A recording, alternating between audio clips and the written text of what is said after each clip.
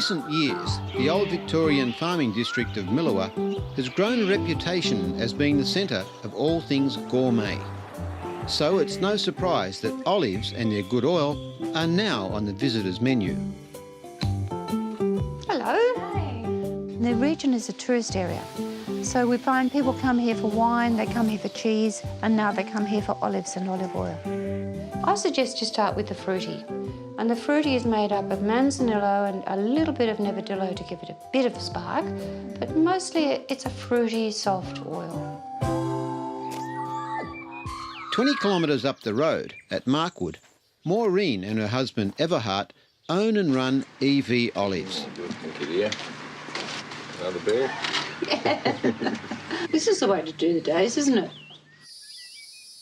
They grow, process, sell and propagate the ancient tree, which has been revered as a symbol of peace, fertility, power and pureness since ancient Greek times. Maureen also runs a nursery where she propagates olive trees, all with a unique pedigree. These trees are propagated from some 100-year-old trees that were in the region. We had an industry 100 years ago in this northeast of Victoria, and we chose trees that are really healthy and vigorous and producing good oil. So they've been propagated from that old stock. We supply trees to gardeners, we supply trees to someone who wants to bonsai, but mostly we're supplying farm lots.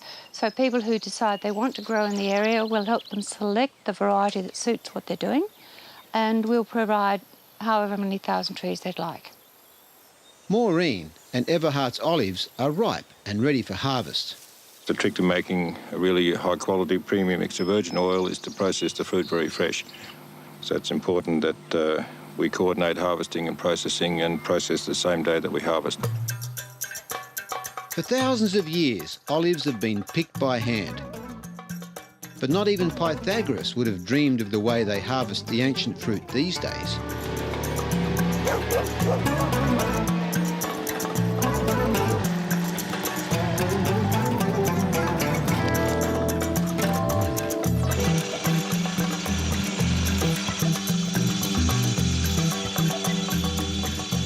In Australia, we've now structured a modern industry that has smaller trees that are shaped for machine harvesting, which means we can go through, we can harvest the fruit at the optimum time to make the style of oil that we want to make.